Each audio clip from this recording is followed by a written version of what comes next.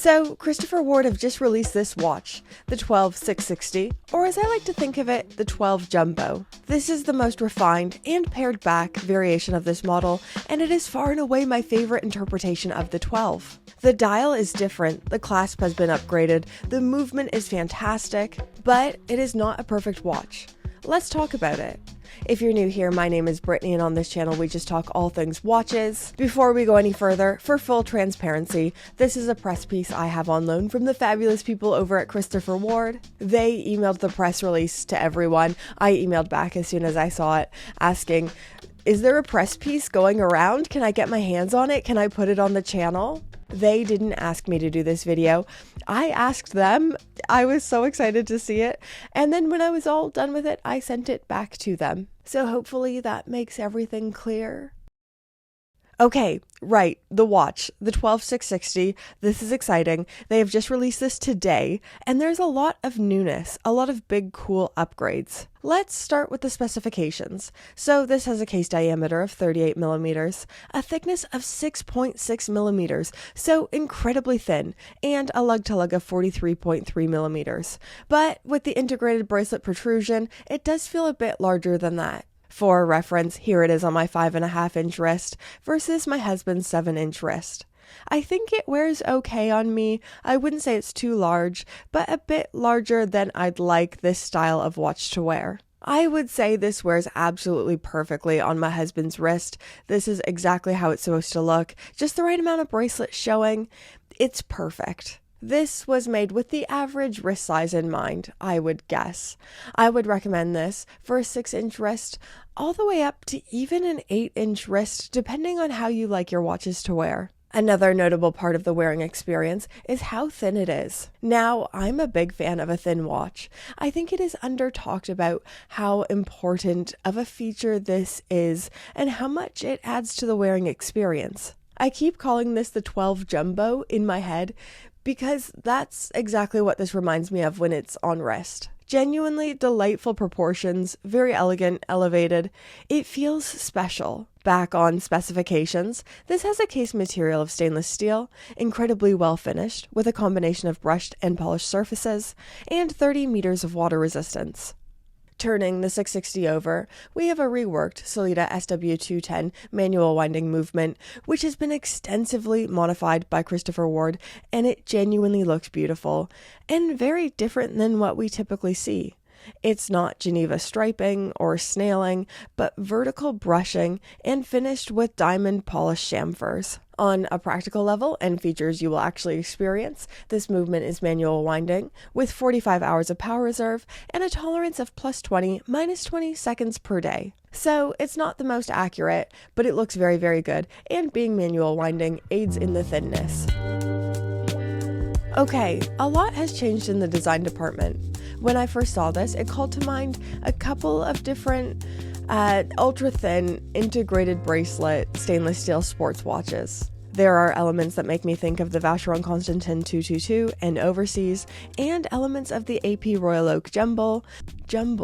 I meant to say Jumbo. But it is still unmistakably Christopher Ward and the 12.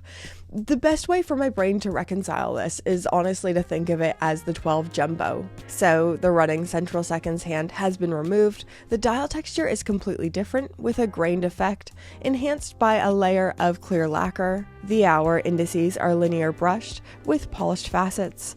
The dial is highly legible, clean, almost clinical feeling. To quote their senior designer, because he says it better than I could, we didn't just want to shrink the case. We reevaluated every surface and proportion.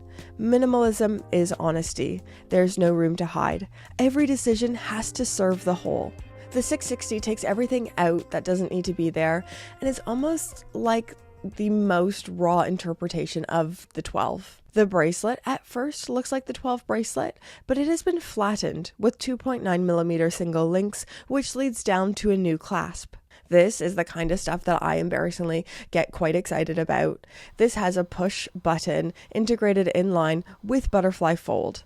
The clasp is actually brilliant, great mechanism, adds to the slimness, and there's something about the tactile push that feels very satisfying. It feels special and elevated. Now, as you can probably see if you have eyeballs, I have the blue model in, but it is available in 4 different colors: black, white, green, and blue, with the black also having a DLC treatment, giving that black, dark Batman look. I feel like Christopher Ward knows me well enough to send me the blue, because even from pictures I already knew this was my favorite. Blue is one of those colors that has a huge range. It's hard to get right, but it is so core for so many watch brands, so it's important to get it right. I describe this as somewhere between indigo and royal blue, which is one of my favorite shades. It's a bit punchy, a bit of personality, but still subdued enough. The hands and indices contrast really nicely against the bold color for great legibility. Yeah, I'm a big fan. I love this color. If I had to bet, if I had to put money on which colorway I thought would be the most popular and highest selling, this would be the one I would say.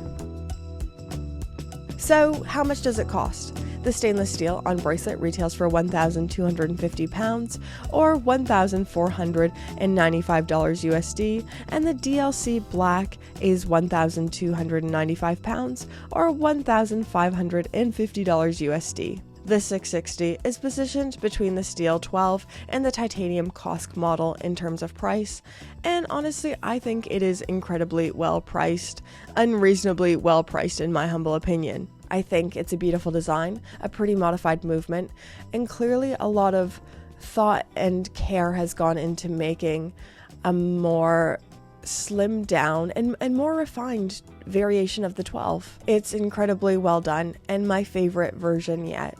I feel like this video so far has just been all the things I like. Let's rapid fire the things I dislike. Number 1, this is kind of a weird thing, but the clasp feels very long. I like the push mechanism, so good, but it feels like the inside bit is very long, and I don't know if it's a normal length or if this is a normal complaint. Number 2, 30 meters of water resistance isn't ideal. It's not something that bothers me that much, but I know a lot of people will see that number and think, ooh, I wish that was 50 meters or 100 meters. The industry standard for a go anywhere do anything watch like this seems to be about 100 meters of water resistance. But honestly, those are the only nitpicks I can muster. Sometimes I feel pressure in videos to make up more things I dislike so that I seem more credible and like I know more and like I'm so unbiased. But if I'm being honest and true to myself and my actual opinion about this, those are the only nitpicks and things that I personally dislike. Watches are very subjective. I think I'm someone who generally likes more things than I dislike in watches. I usually try my best to not find good things. I just happen to see a lot of good things and get excited about most watches. I'm sorry if you think that makes me a shill or makes me less credible. But if I'm being honest and true to myself, those are the only things that I personally dislike. I kind of wish it was smaller, but that's a very niche to me thing. If this was 35 millimeters all day, every day, love it. But that's because I have a fairly small wrist. The sizing they've chosen with 38 millimeters will hit the largest possible demographic, and most people with average size wrists will like the way this fits. So it makes sense that they went 38 millimeters. I am a really big fan. Chrissy Ward have done a great job. Anyways, guys, those are just some of my thoughts after being hands-on. I'd love to know in the comments down below, what are your thoughts? The first thing when you see this, do you have any feelings? Let me know. If you liked this video, please do like it. If you disliked this video, I'm so sorry, but thank you for watching to the end. I really appreciate that, and I will accept the thumbs down, but thank you. And now, Pope tier patrons, get their names on the screen. Oh yeah, these are the Pope tier patrons. These are the gorgeous, amazing people who support my channel. Thank you so much. I hope you keep enjoying the content we make here. I love making it. I'm so glad other people enjoy it as well. But even if you don't keep enjoying this channel, I hope you keep enjoying watches forever. They're fabulous, you're amazing, and thank you so much.